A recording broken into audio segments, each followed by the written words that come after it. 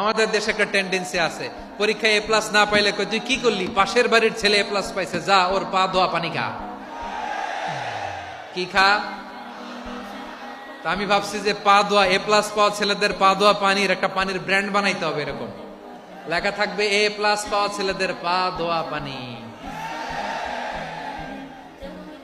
খাওয়া নাই, এগুলার খাওয়া নাই। ওরে আল্লাহ এ প্লাস পাওয়ার জন্য বানাইছে, আর আপনার ছেলেকে এই এ প্লাস গুলারে নিয়ন্ত্রণ করার জন্য আল্লাহ বানাইছে। ওকে দিয়ে আল্লাহ কি করবে আপনি জানেনই না। একটা এ প্লাস, একটা এ গ্রেড একটা মানুষের জীবনকে ঠিক করে দিতে পারে না। আপনার ছেলেকে আল্লাহ অন্যদিকে যোগ্যতা দিয়েছে। ওদের মনোবল ভাঙবেন না, খবরদার খবরদার। ছেলে মেয়েদের মনোবল ভাঙবেন না। যাকে দিয়ে যেটা হবে তাকে দিয়ে সেটা করতে হবে, তার প্রতিভাকে সেভাবে কাজে লাগাতে হবে। তাহলে বাংলাদেশ আমাদের এই জনসংখ্যা জনসম্পদে রূপান্তরিত হবে।